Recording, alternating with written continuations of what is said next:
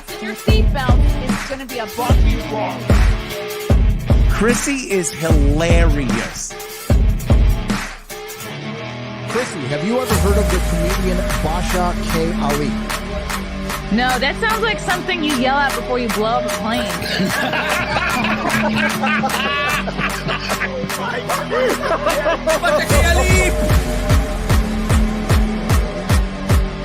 30 seconds remaining. But you know what, good thing to say, I dabble in stand-up. I haven't been disrespectful to you at all.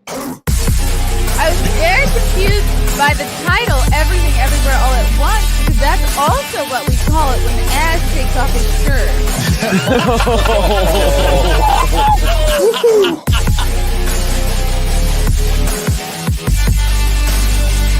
I shouldn't be up here. I should be in school on the other side of the ocean. Boys and girls, welcome to another episode of the Chrissie Mayr podcast. We are on iTunes, YouTube, Spotify, SoundCloud, every place where podcasts are sold. And if you like what you hear on iTunes, please leave a kind review with lots and lots of stars. We got a star coming up on this episode today. But before I introduce him, I have some dates coming up. Guys, I'm going to be at the Bridgeport Stress Factory this Thursday, 2 days from now, in Bridgeport, Connecticut. Come on out if you're a Connecticut person. Then we have the Comedians of the Compound show at the Orlando Improv. Gosh, is this next Thursday already? How is this coming up so fast? Next Thursday, October 27th, come see myself, Gino Bisconti, Anthony Cumia, Alex Stein, Lila Hart at the Orlando Improv. Get your tickets now. I think they're selling them in pairs or tables. But if you bought a pair and you need to sell a single ticket or you want to buy a single ticket, join my Discord, tweet at me. I'll retweet you. We will get your tickets figured out. Then I got a weekend coming up in Long Island, Friday, November 4th, Saturday, November 5th at the Brokerage Comedy Club in Belmore. Come on out, Strong Island. Then we got the Compound Media Censored TV show on Thursday, November 10th in New York City. Venue to be announced the day of, because this show involves Gavin McInnes, Anthony Cumia, Josh Denny, myself, Gino Bisconti. I think it's called the Cognitive Dissonance Tour. Something like that. I'm excited, though. Then I'll be back in Jersey Thursday, November 17th at the New Brunswick Stress Factory. Then I got a weekend coming up in California in February, Friday, February 24th, and Saturday, February 25th at the Mic Drop Comedy Club in San Diego, California. First time back in Cali since the pandemic. Excited to be back there. Excited to do comedy for you fine people. But you know what else I'm really excited about is crypto. That's right. I can pull up my own banner. I don't need Frank for this. Guys, the recession is underway. Fuel is through the roof. Food prices are insane, and people have begun to lose their homes. There's no reason to be scared because recessions are the easiest time to make money. I didn't know that. Did you know that? Take the last recession. Those who invested in property and stocks more than doubled their money inside of 2 years. But no market rose like crypto, where people made 10, 50, even 100 times over the same period. That's what James McMahon did. On his Crypto with James YouTube channel, he told his 22,000 subscribers to invest in the same 26 coins that he did. Now, had you followed that advice and put $100 into each, you would have been in profit for more than $123,000. His top pick of the year is a crypto coin called Phantom, and that went up a staggering 692 times. Remember, this is all public knowledge. You can go to YouTube and verify it for yourself. James will be sharing every coin he buys during this recession on his Copy My Crypto membership site. It's like having a big brother who knows what he's doing. You don't have to know anything about investing or crypto or finance. You just simply copy along. You can get started today. It's that easy. To join the 2,800 members who copy James, go to copymycrypto.com/Mayor. That's copymycrypto.com/MAYR. It's your call. You can thrive in this recession, or you can be a little bitch. Go visit the site and read every word now. It doesn't say be a little bitch. It says don't be a victim. But I like the flair that I put on it. Yeah, yeah. Shopping my crypto, making all the money. All right, no more rapping. I was told I couldn't rap. Also, Copy My Crypto is the proud sponsor of our content house coming up next weekend in Orlando, Florida. Exciting times, guys. It's going to be great. You better tune in. You better tune in to this content house. We're doing a 48-hour live stream. It's going to be retarded. Okay. I'm so excited to have this this guy on the podcast. He is a comedian. He is the host of the CarlsonCast in Rochester, New York, which features interviews with some of the top stand-ups of the day. He's also the host of the Creepoff, which is a true crime podcast about creeps with my buddy and your buddy, Carl, from Who Are These Podcasts. Also, come see him this Wednesday with Jim Florentine at the Albany Funny Bone and this Thursday at the Syracuse Funny Bone with Jim Florentine. Welcome to the show, Vinnie Paulino. Hello. Chrissy, thank you for the invite. This is great. This is great. This has been such a long time coming. I feel like we have been circling each other's worlds for what feels like a couple years. I agree with that.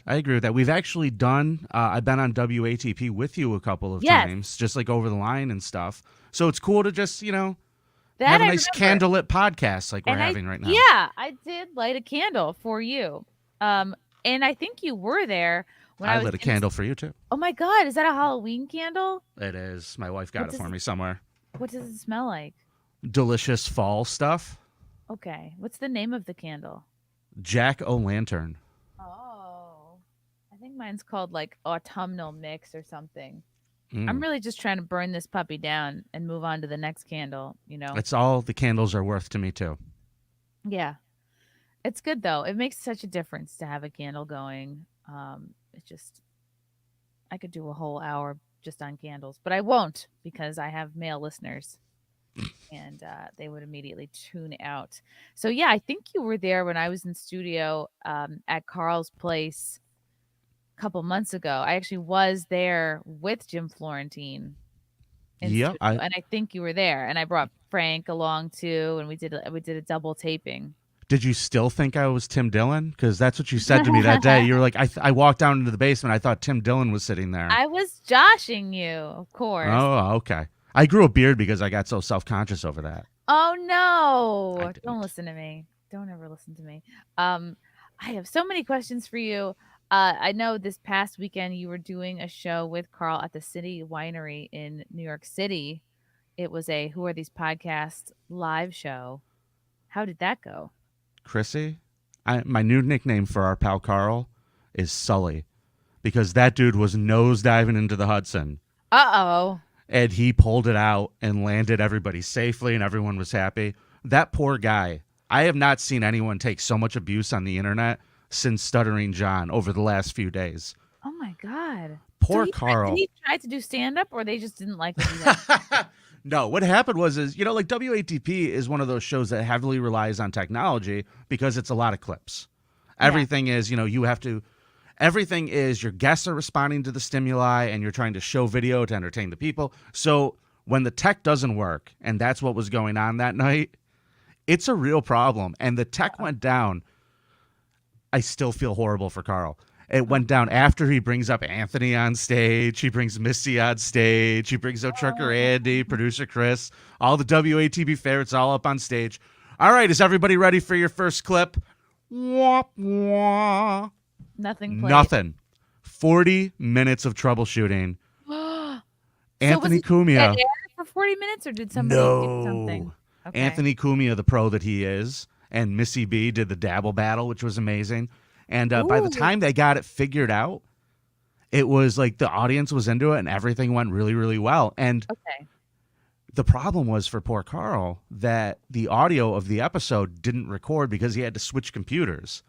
But thank God the City Winery recorded it and he just released it today. So if you haven't heard the audio from the New York show, it's now out on the WATP podcast feed. So they almost lost the whole thing. Oh, yeah. Damn. Oh, yeah. What was the dabble off? I heard talks of this happening, but what does that even look like? So what happened was they would bring people. Everybody does the Stuttering John. Like, everybody knows you do the best, and then there's everyone else. No, stop it. I mean, I just do what I can. I would never say that I am the best. I would never say that I have the best Stuttering John impression. When it comes to John impressions, I'm the best. No, it's one of those things where I can't even do one. Like, mine is just some weird thing that kind of sounds like it, but everybody has their own version. And I can't do mine for too long because my voice will crack and like it'll be fucked up for a day. I'm surprised John has done it as long as he's done it. Really, I'm surprised. It's not easy. Life, yeah. So they brought up folks from the audience, and we gave them lines that we wrote for them to read. And whoever did the best Stuttering John impression head-to-head, audience vote. It was a fun game. Mm-hmm. Oh, that's awesome. Because I had to submit to, I think it was Cardiff Electric, like a line. And I didn't know if they were going to use it for the live show or maybe a different show. Is Cardiff trolling you somehow? What is Cardiff asking you for? I don't know. He had me submit, like I read a line. It was for To Catch a Dabbler. Okay. They might have done it. I wasn't in the room for the To Catch a Dabbler segment. Okay. I was too busy. Like, maybe he just needed it for his spank bank. Could be. I met Cardiff Electric in person. What does he look like? A potato? He wears a Michael Myers mask.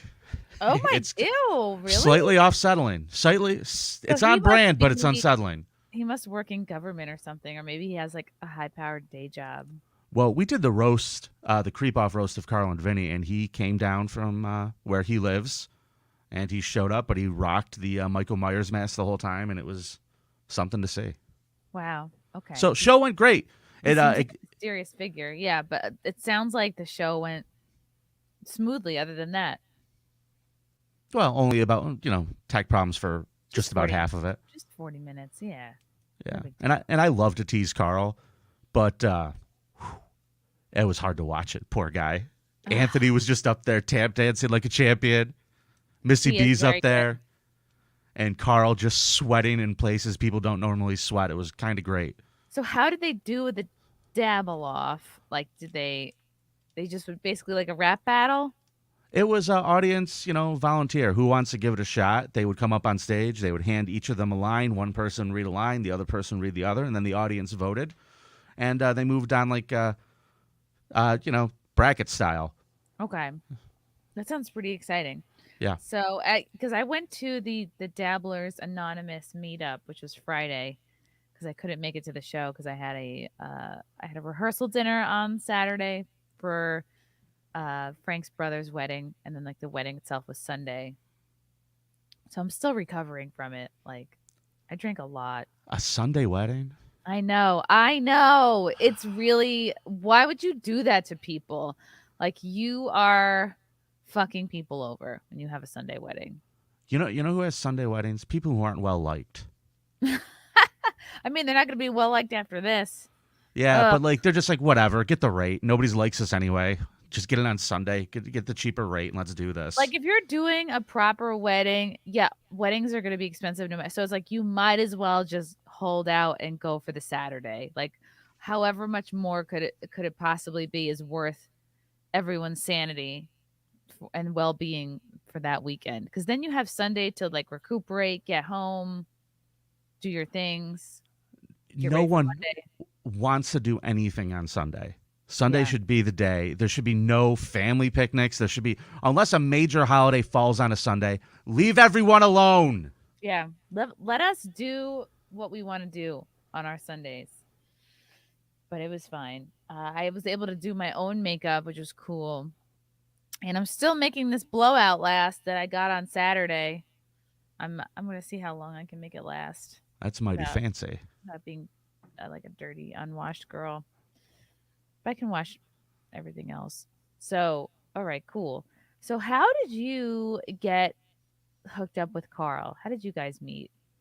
I met Carl through a friend of mine who was doing open mics, who was a drummer in Carl's band a while back. He was the original co-host of WATP with Carl. His name, ironically, was Kevin. Oh. And Kevin, I got Kevin a guest spot at a club that I was working at, and Carl and a bunch of friends of his from another band came out, and they were every bit the assholes you would expect them to be in the audience of a comedy show. And I had to kind of set them straight and started like teasing them and like doing little crowd work on them. And then after, we just kind of became buddies. And his other band, the Isotopes, I've seen a million times. They're a great band. And we just kind of became friends. And when WATP took off and Kevin left, I was one of the first people he called to come in and be like a guest host. So I've been kind of following what they were doing with it from the beginning. And I mean, like the other guys that are on that show, Crows, Trucker Andy, Producer Chris, those are all guys that are like in Carl's bands and guys that he grew up with. I really feel like the outsider in a lot of ways into that group. But they're the best, and I love them to death. But I met Carl maybe 2011. Okay. Wow. Yeah. So you've known him for 11-ish years. 11 years. I was doing the math in my own time. We got there. When do you feel like you started to see WATP take off, and like what did that look like? Well, that's a great question. I remember the thing about it was, if you go back and you listen to the old episodes, Carl put zero time or effort into any type of production. He will gladly tell you this. I'm not shit talking him. He had a Yeti microphone that he would sit on the bar in his basement, and we would stand around it and drink beers and just laugh at fucking shitty shows. And it was so much fun that I almost didn't take it seriously, because you're like, I'm just going to this guy's basement and we're going to listen to this nonsense and we're going to laugh about it. We're going to, jock over it. But then when he's like, hey, man, I just hit 1 million downloads and I'm having a big party over at this place. Do you want to come? And I was like, you got 1 million downloads, dude? I couldn't even believe it. And where were the downloads? Like what, iTunes or? I don't know. I didn't ask for the proof. Wherever he puts them, yeah. He probably bought all the tickets.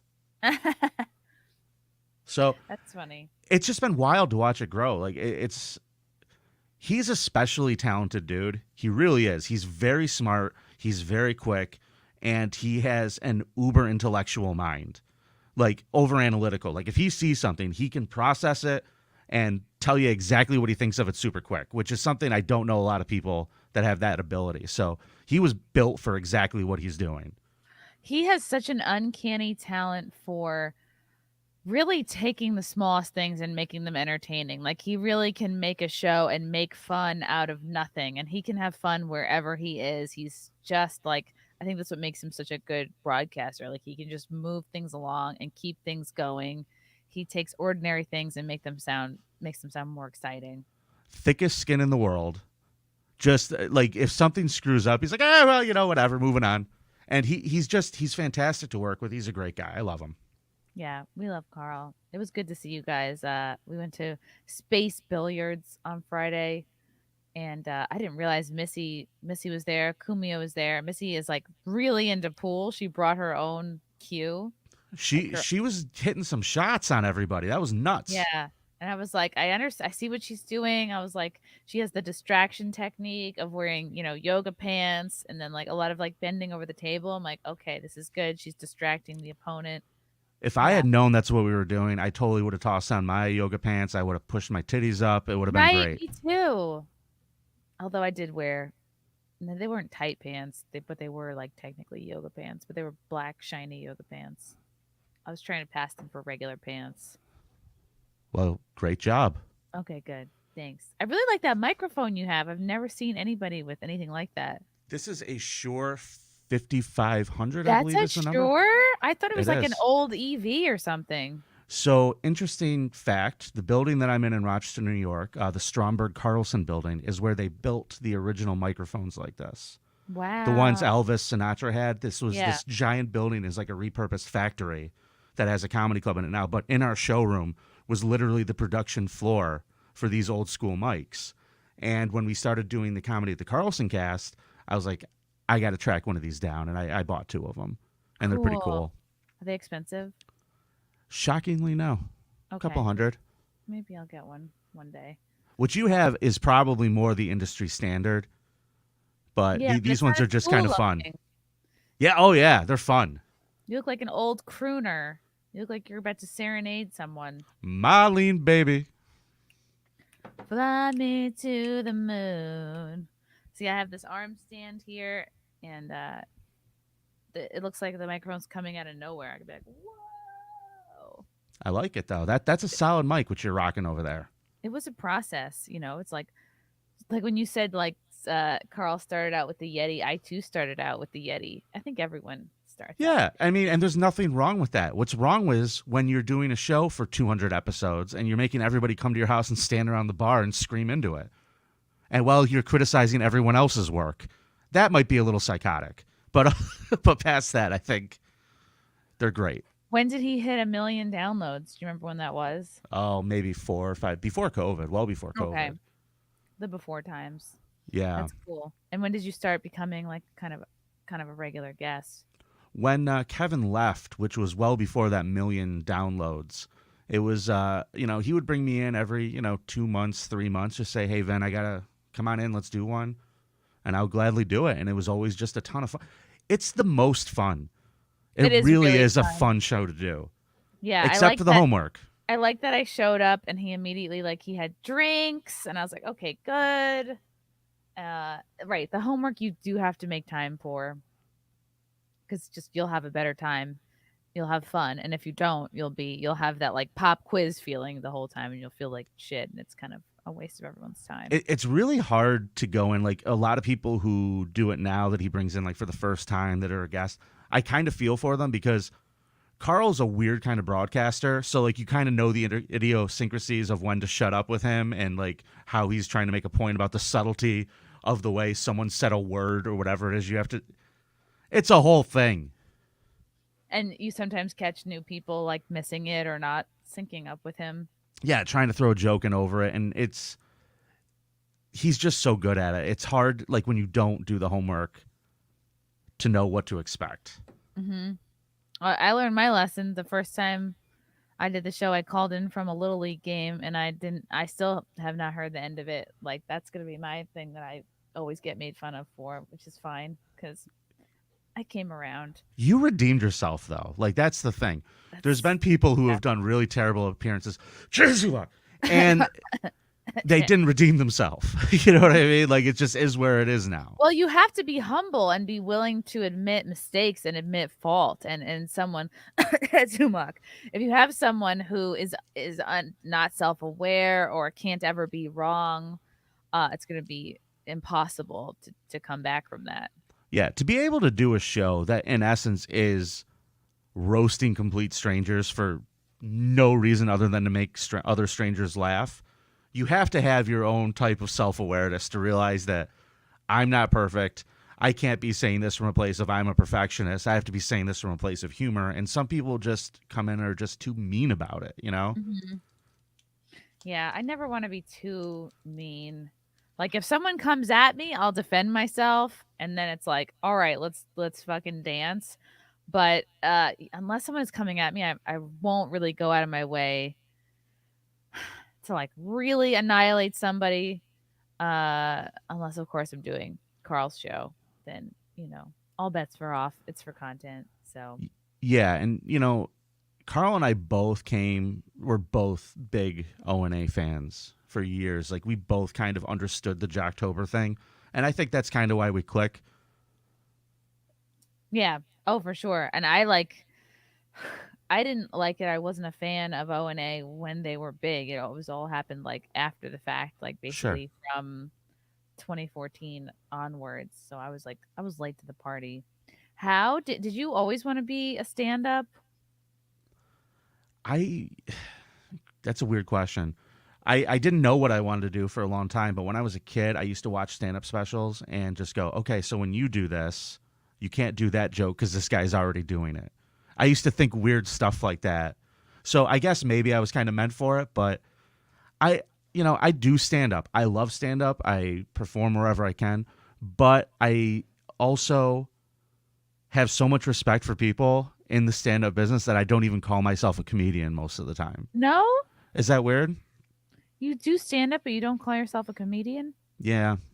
Is that kind of psychotic? Is that weird? Why? Are you dabbling? How much? Yes. No, I'm not dabbling. I have this weird mental thing where I respect it so much that I feel like if I just go, well, I'm a comedian, then I'm not trying to still achieve something. Mm.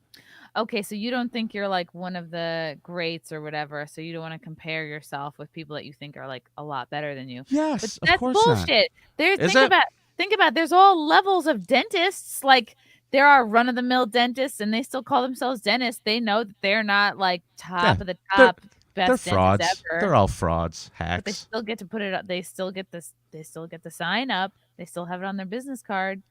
So you're not wrong. I just think that I'm like a little mental like that.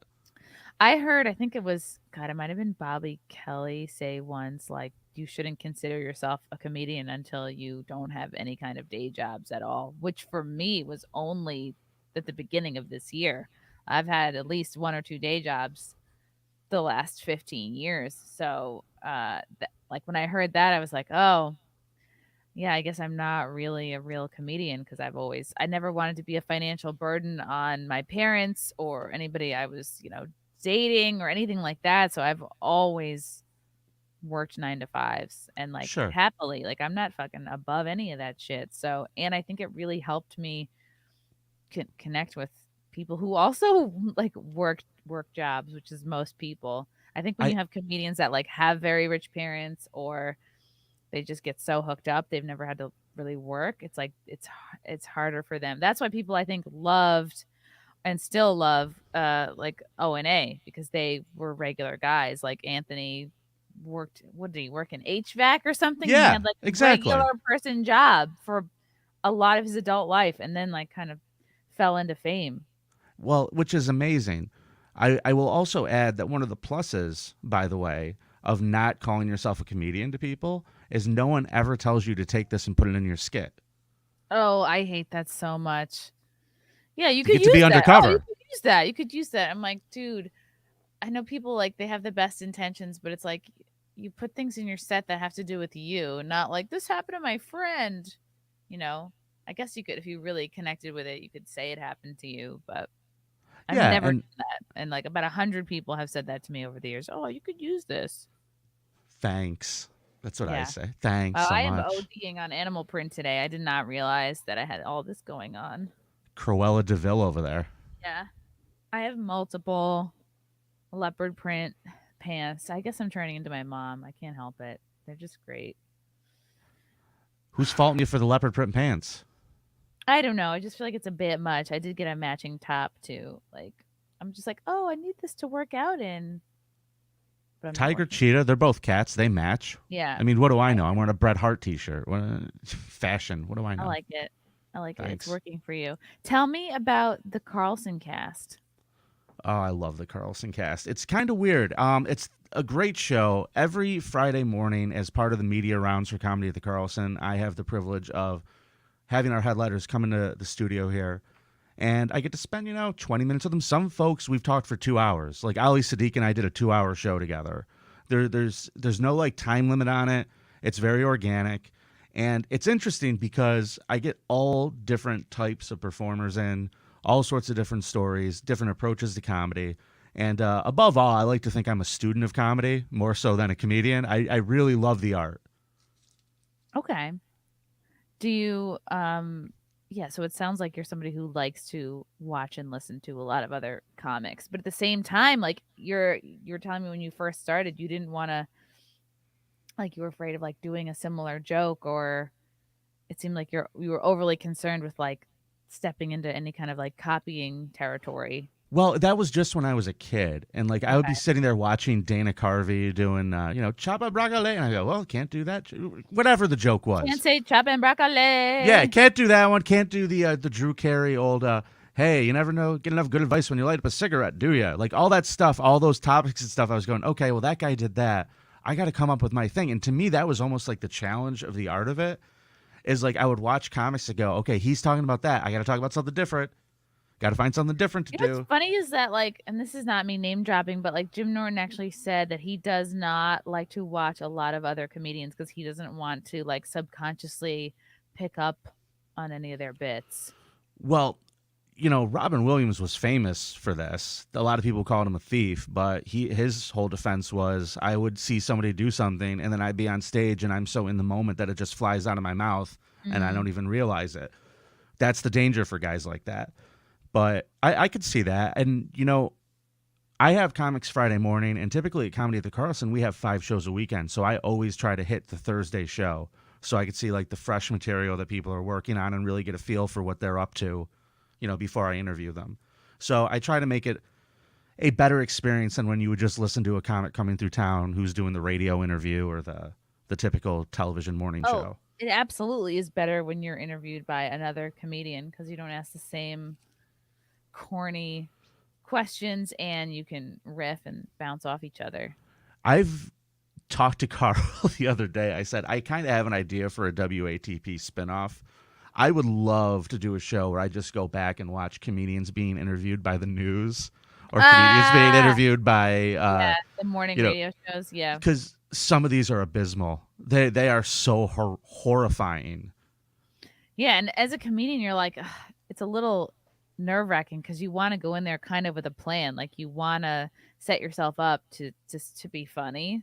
And so sometimes it's like, do you tell them to set them up for a joke that you do? It's like, are you just gonna roast them? It's tricky because it feels like you're talking to a type of person you don't normally talk to as a comedian. Like, of course, you talk to like mostly other comedians and like regular normal people, but like morning news people are a different breed. Like they're fucking weird. Like I was talking to Hillary Kennedy the other day, and she did morning news for a couple of years, and it's like, you know, these are people that go to bed at like 6, 7 o'clock. They have to be at their jobs at like 4 in the morning. Like they're fucking weird.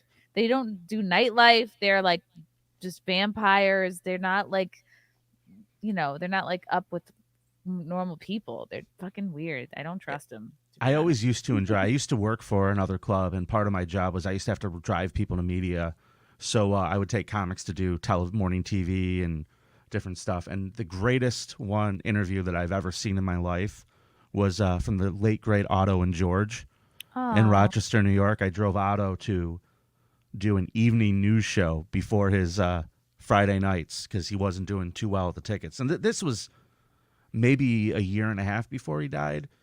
I loved that guy. I thought he was hysterical. But the TV show that they put him on was Rochester's local version of Entertainment Tonight. This lady was trying super hard. Like every break would go out with some pop country song, and it was like all the colors on it were pink and orange, and it was like meant to be very low key. And they're bringing in Otto and George. And the first thing that she said to them, well, to Otto, was, hey, can you please not, we don't do any commentary on the news stories. So please don't comment. People who Otto and George are. If they I apologize for those of you who don't know. I just assume everybody does know him. But he was a ventriloquist act out of New Jersey. He came up with Norton, Florentine, maybe a little bit before that. He was absolutely brutal. He had a puppet that was venomous towards the audience and towards him. The puppet would just verbally berate him horribly during the shows. He would call him a Danish junkie, everything he could come up with. I mean, it was a really surreal, probably the greatest ventriloquist act in the history of ventriloquist acts. And I think Glenn Miller was buddies with him or worked with him a lot because I know Glenn, and he talks about them all the time. I've heard, and I don't know how true this is, but I knew that he was buddies with David Copperfield because Copperfield loved that puppet and bought the original George from him and had to buy him a new one. So, like, you know how David Copperfield has that crazy museum at his house? Apparently the original George is at David Copperfield's. Wow, that's a fun fact. Yeah, so I bring him in, and when I tell you this guy, no fucks were given, I really mean that. There were no fucks given by Otto. We get into there, and the weather guy sees him, and he's got the puppet, and he walks over and he goes, "Oh my gosh, I love ventriloquism. Do you remember Paul Winchell, the ventriloquist?" And Otto's like, "Yeah, I remember Paul Winchell. He was great." And he like opens up his shirt, and he had like a picture of Paul Winchell and his puppet on his T-shirt, which was really weird. And so the woman who was supposed to interview him was already nervous. She was like kind of seeing who this guy was and didn't know how to talk to him. So she tries to pawn the interview off on the weather guy. She's like, "Oh, well, you guys speak each other's languages. Maybe you should do it." And he was like, "No, but I'd love to be in on the segment." So then they bring in the weather guy. So now it's this woman, the weather guy, Otto, and the puppet. and they start telling him all the things he's not allowed to do. Please don't comment on any of the stories that we've seen. No swearing, no this or that. First thing he does is, that was a great story. Was that AIDS and guns we're talking about tonight, lady? What is this? So this guy shot who? Who got shot in Rochester? Just immediately starts going in on it. This woman's eyes were the size of saucers. And he's like, lady, chill with the tanning. And he just starts doing crowd work on her. And then he starts ripping on the news or the weather guy. It was the greatest thing I've ever seen. The interview was 2 minutes long, and we were asked to leave the building. Oh, no. Okay, so yeah. Very short. I had a friend there, and they would not give me the footage. Wow. If anybody has it anywhere, I would pay you a lot of money to get it. But put it out. Those interviews, those people are never prepared for comedians. No. It's like, come on, man. Like, what do you expect? But again, morning radio people or morning TV people are fucking a little weird. They're a little squirrely. So they're not cut from our cloth, are they? No. I'm like, what cloth am I cut from? Leopard print. Leopard print, low self-esteem cloth. No, yeah, I'm working on it though. That's crazy. I always like when there is comedian drama, or you hear another comedian like, something happens to them. So there was this girl comic who was out doing, I don't know, I think she was featuring for John Marco Cerezi out at Uncle Vinny's in Jersey. And her name's Ariel Elias. And during her set, apparently somebody threw like a high noon at her, or I threw it at the wall next to her. It fell. She picked it up and then chugged it. And her Twitter has blown up since this happened. She went from maybe just a few thousand followers to now she's about to hit 121K. Like, Rolling Stone has done an article about her. She's tweeting back and forth with like Jimmy Kimmel.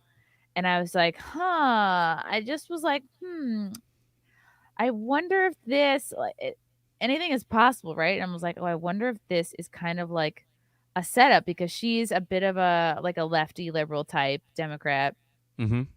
And the mainstream media just ran with it. They're like, ooh, okay, this is great. We can blame the heckler on a MAGA Trump supporter. It was like catnip to them. They're like, oh, we love this, because right. Normally it's kind of the other way around. Normally it's liberals that are engaging in cancel culture and want to censor free speech. And so I just was like, it would be, hey, it paid off for her either way. If it was planned or not planned, it's definitely paying off for her. And yeah, it was a clip, went viral, and then Rolling Stone did an article on her. Oh, it's a masterclass in handling hecklers. It's not. It's definitely not. If you watch it, it's not how you're supposed to do that. What's your question? Did you vote for Donald Trump? Did I vote for Donald Trump? What? Okay, this is my browser, which is slow. Okay. Here's the question for you. Why would you ask me that in here, knowing I'm the only Jew in this room? Are you trying to get me killed? If it makes you feel any better, I vote in New York. My vote doesn't matter there. It doesn't matter here either. It doesn't matter, guys. Everybody vote for whoever you want to vote. I don't care who you voted for. I'm just happy we're all here together. So you voted for Biden. I don't know. Why does it matter? Yeah, so what? Why does it matter? I can just tell by your jokes you voted for Biden. Why are we doing all right. I think this is I don't know. I've performed at Uncle Vinny's. I've performed in places that are kind of more, where the clientele maybe are more on the right or center. I just have never, it seems strange that someone would yell, so you voted for Biden? Like, most people would just, either it's somebody drunk, like yelling out, interrupting. I don't know. This woman doesn't sound drunk who's saying this. It sounds like, I feel like she does sound a little drunk, but I've watched this video a couple of times, because what I was interested in was the throw, the tossing that beer can, because that sucker comes with some velocity at her. But there was something that popped up in here later where she goes, I guess I did, open this up to questions. right. Which is not really what you're supposed to do when you're performing stand-up, I'm pretty sure. No. You don't really supposed just to be in control of the room. You're not supposed to open it up to questions. You are in charge. You're up there. You're holding the microphone. if you ever at a comedy show and you see the performer go, does anybody have any questions? It's because they have nothing to say and they're trying to regroup in their brain. Completely forgotten. Yeah, their next bit, or they've run out of bits, or they're just panicking. Yeah, And there goes the beer. Are you fucking kidding me? Yo, I'm never coming out with these group of people ever again. Straight up. And she drinks it. So You don't know who's drinking on that. I don't know. If someone threw a drink in my general direction, I probably wouldn't. But who knows? If I wonder what Dr. Fauci would say about someone this. placed a Cosmo next to me, I'd be like, oh, okay. But yeah, some people in the chat think it's sus, think it's staged. Hey, even if it is staged, it's brilliant marketing it's for yourself. Brilliant. It's worked out well for her. So how I thought it was staged is because immediately she's in a Twitter conversation with Jimmy Kimmel, which you know what? She is a verified person. So I was going to say, okay, no, she's not verified.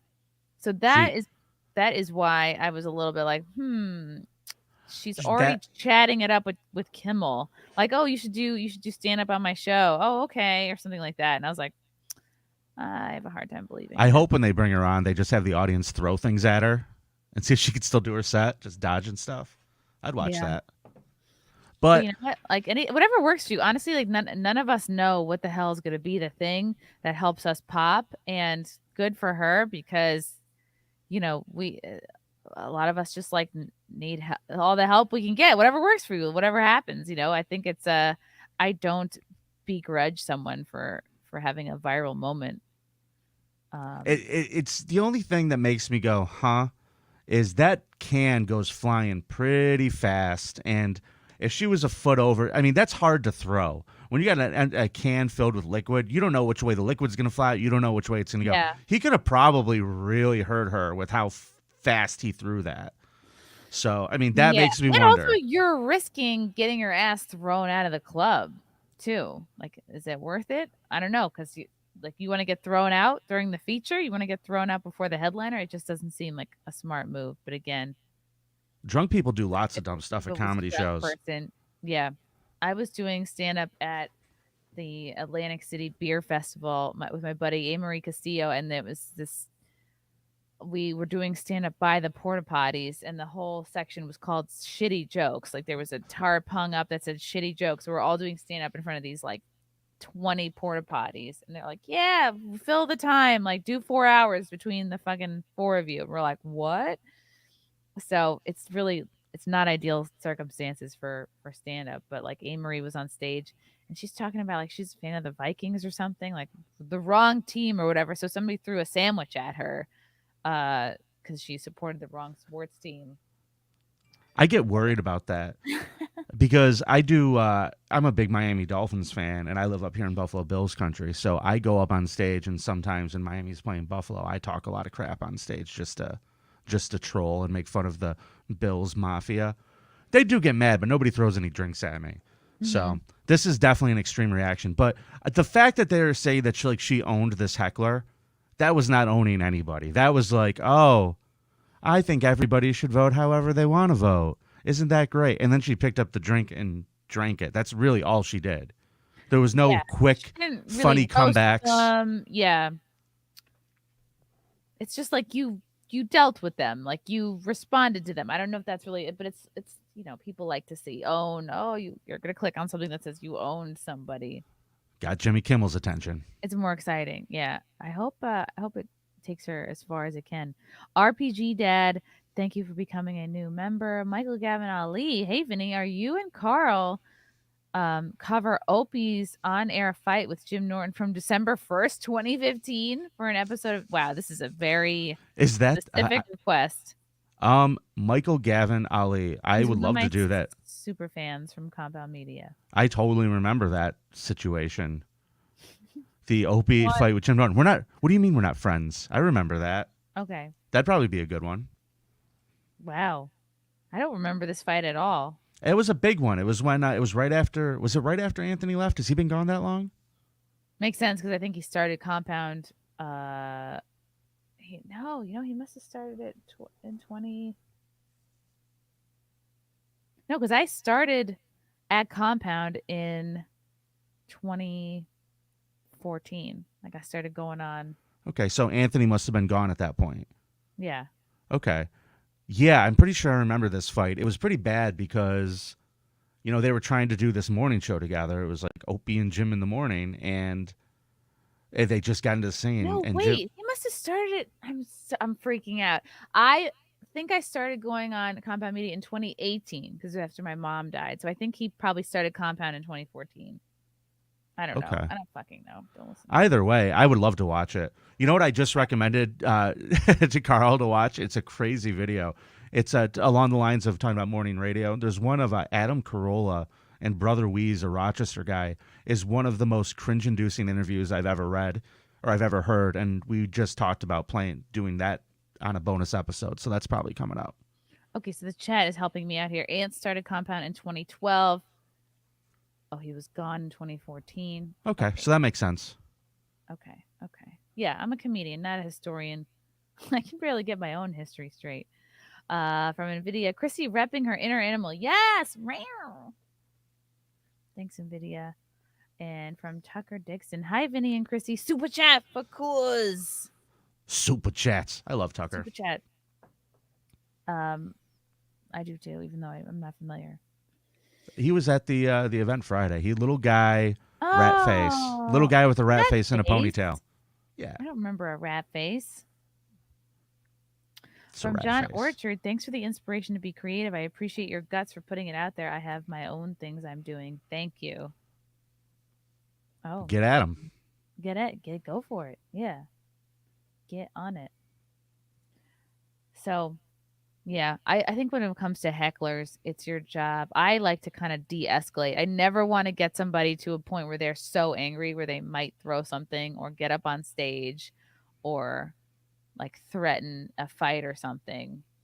Because it's like, I'm small. I can't fight. Like, I don't want that. So it's like if I see somebody getting fired up, like I just try to calm them down, charm them, figure out why they're like making an interruption. Like, are they drunk? Do they need attention? Do they think they're helping? Or it's always some combination of the three. It's usually two of the three. It's like one of those circle charts. It's like a little bit of each. Like a Venn diagram. Yeah, the majority of them think they're helping. The majority of like those people think they're helping, and they're easy to deal with. You can be like, "Oh, I got it from here, Bal," and you could just de-escalate it pretty quickly. But the drunks at the show, they're the real problems. Yeah, but you can tame a drunk. I've never thrown somebody out for heckling. I just hate to do that. I've watched people get tossed. That's always fun. Like at our club, Mark, my boss, is a 2-time New York State Taekwondo champion. I've watched him leap over a bar with no problem. The guy will murder you if he wanted to, and it's kind of funny to watch people get smart with him. I watched it one time. A guy was in a show. They asked him to be quiet a couple of times. Mark walked up, grabbed the back of his chair, and just dragged the man out of the room on his chair. Like, that was pretty good. That sounds really good. Oh, Tucker Dixon. Chrissy, you tried to peg me on a pool table. Now I remember I picked up a person there was a smaller man there that I picked up and spun around and then put them on the pool table. That must have been No, Tucker. That was me who pegged you on the pool table. What's up, Bushin? Vin, you think Jerry Lewis was the first comedian undocumented on the spectrum? A joke, maybe? He was on. Are we saying? Do I think Jerry Lewis was on the spectrum? I don't know. He was more. Probably. I think nobody really knew about that shit back then, and he was a bit of an asshole to people. Couldn't tell you. I wasn't around him. I've met his kid, and his kid says he was an asshole. He didn't say he had OCD. Yeah. Gary Lewis. Gary Lewis and the Playboys. He settled. That dude, he had that. He had a hit, a big pop hit. My diamond ring doesn't shine for you anymore. That was fucking Jerry Lewis's kid. And he still like toured with his band. I think he died a couple of years ago. But I had a buddy who was in his band, and I met him a couple times. And I was like, your dad was a really funny guy. He's like, no, my dad was a dick. So I was like, oh. Yeah. So spectrum, couldn't tell you. Wow, Chrissie Mayr seems like a mean drunk. I am not a mean drunk. Quite the opposite. I get friendly when I'm drunk. I thought you were hysterical at the show when we were hanging out the other night. On Friday? Was I drunk? What did I have? Maybe 3 drinks? No, you were just fun and loose, and everybody was having a good time. I don't Yeah. see you as I didn't see any of the meanness in there. I'm usually pretty good at picking up on that. Yeah, no, I would never be mean. I might be like way too honest, but I would never be mean. But again, like the people I dislike, it's like I could count on one hand generally. So one of them is Chad. Oh no. Yeah, maybe I wonder if maybe Chad is like a little bit Aspergery or something, because he does kind of like perseverate and obsess over people. So who knows? I don't know Chad at all. I don't think I've ever met him in person. All I know is that I watched the trailer for his new special at the live show in New York, and What'd you that's think? a special that you can get. It's out there. It's available. He puts the special in special. Caleb Reynolds, white girl waist is how I would picture her drunk, not a meanie. Thank you. Yeah, I'm fun. that's how I am too. I'm a fun drunk. Yeah. Do you become much different when you're drunk, Vinny? My wife says I sing a lot. Okay. Maybe that means you have more like creative urges that you're not letting out in your day to day if like you start singing when you're drunk. Well, I generally do it to irritate her because she said I sing when I'm drunk, so now I do it purposefully. So I don't know if that's the case. But I don't know. I'm the happiest drunk in the world. I just smile all day. Yeah. From Purple Monkey Dishwasher, Chad Zumak is performing at the Boca Black Box. Oh, I've been there. It would be a shame if some people, Purple Fella, recorded it and sent it to Garla. Purple Fella. Oh, that's him? Purple is just the greatest little weirdo. I love him. He is the one who was the hero who recorded Stuttering John's stand up for all of us. Oh, that one. I mean, not all heroes wear capes. I don't know. I would not encourage that, but if you really do want to see him, I mean, no one's going to stop you, Purple Monkey. Yeah, don't do that to Chad. There's a big difference between Stuttering John and Chad. Is there a few years? Well, I mean, not for nothing. Chad hasn't filed a bunch of phony DMCA strikes against anybody that I know of. He hasn't actively tried to get people's shit shut down. He's just really upset. Oh, has he? I don't. All right, news to me. Tell me a little something. Oh, I don't know. I have no proof. Just a feeling. I was in talks with this Ohio comedy club. Like we were working something out, and then I think it was also a club that Chad performs at every so often. And then suddenly the guy was like, "Oh, I heard someone told me that you couldn't follow a feature at one of your shows." And then the guy never responded to any of my shit ever again. And it was, I just was like, the booker of the club said that to you? Yeah, it was like a very specific, weird thing to hear after I like everything was going, everything was being scheduled, everything was in motion. And how many times has Chad featured for you? That's a weird. That's a weird thing to say. That's funny. Again, I don't have proof. It's just a bunch of coincidences that line up. So I'm so up to here with like the immature bullshit that everybody's doing right now. Like, we had a guy up here who was a real asshole, and he got upset at one of my friends, and so he was calling clubs like after the guy would perform and pretend he was at the show and say that he was offended, and just make bullshit complaints. He did it 2 or 3 places. That shit was Stuttering John and Anthony the other night, like calling. Did you see that on Twitter? That blew my mind. No, I'm not caught up. So, and I just was reading this today, so I hope I have the story right. John tweeted at Anthony something to the effect of, "Hey, Anthony, I heard you had to call your brother because you were running from the cops," or something like that. But then Anthony shared some text between him and his brother Joe, where Joe got a phone call from Anthony's phone, and it was Anthony's voice saying, "They're coming to get me. They're coming to get me," with like sirens and stuff. What? It's on Anthony's Twitter. It's on, yeah. Oh my God. And there's a couple screenshots, and then John tweeted something alluding to it right after. And I'm like, this is the most immature bullshit I've ever seen. Dang. That sounds pretty crazy. I'm like not. You know what? I'm trying to find this here. I'm going to pull out my phone and I'm going to help because I Okay. brought it up like a dummy. I'm looking for it.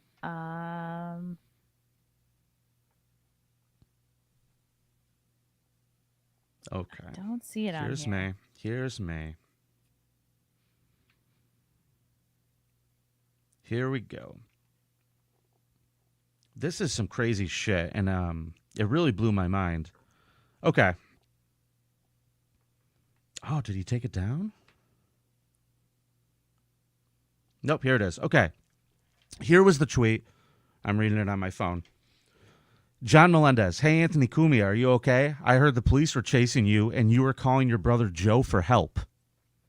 Then What? Anthony shared a screenshot of text with his brother.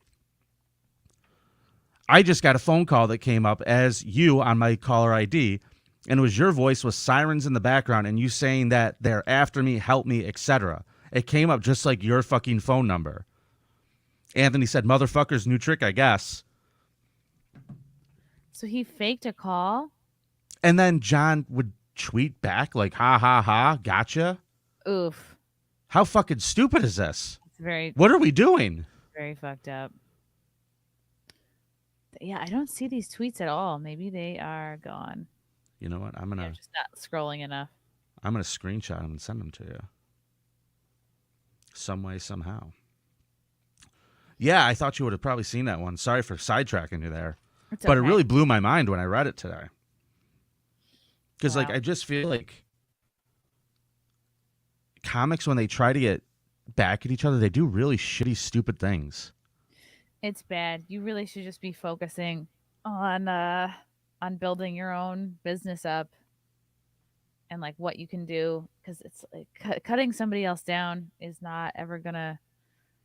There's a difference between like self-defense and like going out of your way to like cut someone down or keep them from getting work or like, I don't know. Yeah, I mean, that's the thing about this business.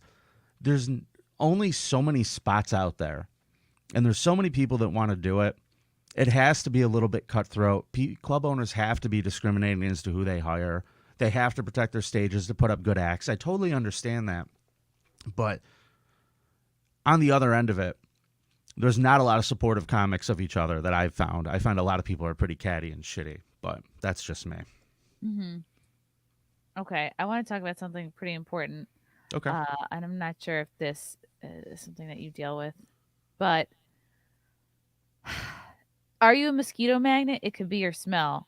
Now, I am somebody who is constantly getting bitten by mosquitoes, and where I'll be outside with people and those same people don't get bit, but I get bit, and it makes me crazy. Drives me nuts. A new study finds that some people are really mosquito magnets, and it probably has to do with the way they smell. The researchers found that people who are most attractive to mosquitoes produce a lot of certain chemicals on their skin that are tied to smell. And bad news for mosquito magnets, the bloodsuckers stay loyal to their favorites over time. If you have high levels of this stuff on your skin, you're going to be the one at the picnic getting all the bites. There's a folklore about who gets bitten more, but many claims aren't backed up with strong evidence. To put mosquito magnetism to the test, the researchers designed an experiment pitting people's scents against each other. Explained the study author. They asked 64 volunteers, from the university and nearby to wear nylon stockings around their forearms to pick up their skin smells. What? The stockings were then put in separate traps at the end of a long tube. Then dozens of mosquitoes were released. They would basically swarm to the most attractive subjects. Whoa. You guys know, these scientists know we haven't cured cancer yet, right?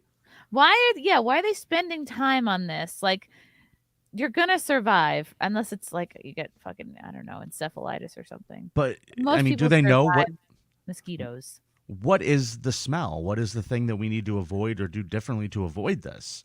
Did they figure anything out? Mosquito magnets seem to remain mosquito magnets. Again, not helpful. Common factor: mosquito magnets had high levels of a certain acids on their skin. These greasy molecules are part of the skin's natural moisturizing layer. People produce them in different amounts. Huh. So it's just the basic stuff that everybody has. It's not like all the olive Yeah. oil and garlic my Italian Right. skin has that does And it. I'm thinking, oh, is it my perfume? You can't get rid of these acids without damaging your skin health too. God damn it. There's nothing you can do. You're just a fucking Well, target. that's a bummer. Fuck. Mosquitoes. I mean, They're resilient. They have backup plans. They will find us and they will bite us. Oh, God. who wrote that article? The It could be Associated a Press. certain something in your skin, and I'll write that it could be a certain thing 7 times in the article to keep you reading. Yeah, I feel tricked. We've been duped. We've been had. I think cancer's been cured and they're just keeping it from people. Oh, Dr. even Sebi, John's beloved Chatta? I think Dr. Sebi had cured cancer. And then I heard that they kind of axed him. Yeah, he was a popular. He's known much better, I think, in the Black community. Dr. Sebi, cancer cure. Yeah, he was he was an herbalist. He was big on detoxifying, which big pharma hates, because if you can cure yourself, that's one less customer. Yeah, that's true. Everybody, these companies really want to sell you pills, and they, market directly to doctors. But you would think that if there was something that would cure cancer, it would get out there, right? So people could profit from it. Yeah, you would figure like if there was a cure for cancer, they'd put a price tag on it. Yep. I don't think they would shuffle it away. They would just be like, it helps. Yep.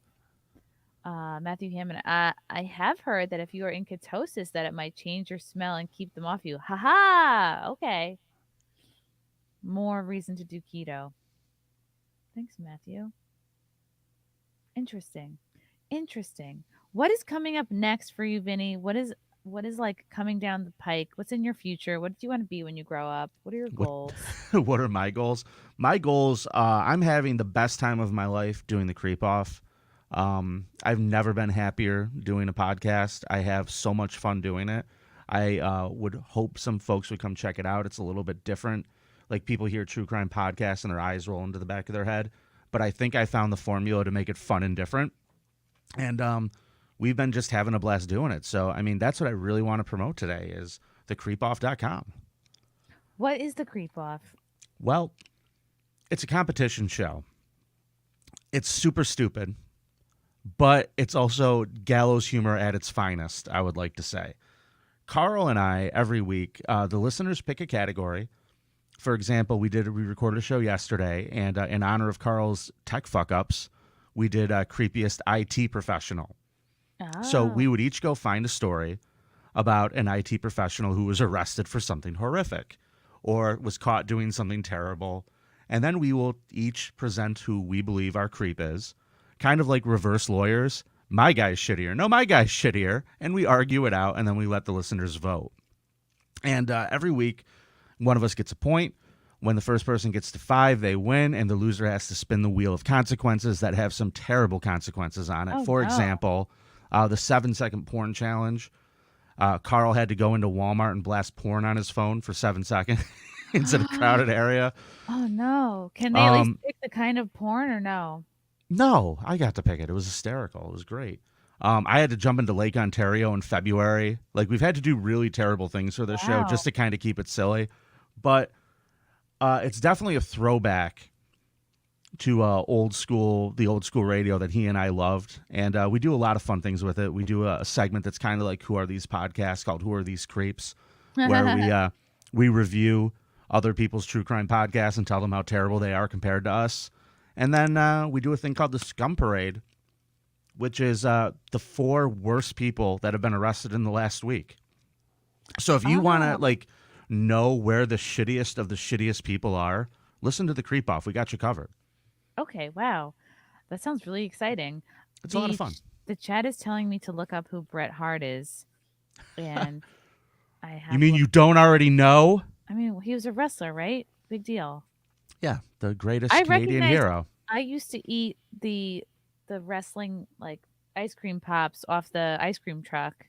So I do recognize him from that. Yeah, that's my childhood hero, and people give me grief about it. This is your childhood hero. That's my childhood hero. Wow. I didn't like Hulk Hogan. I didn't go for any of that nonsense. Bret Hart. That's the guy. Do you have a pink onesie like this?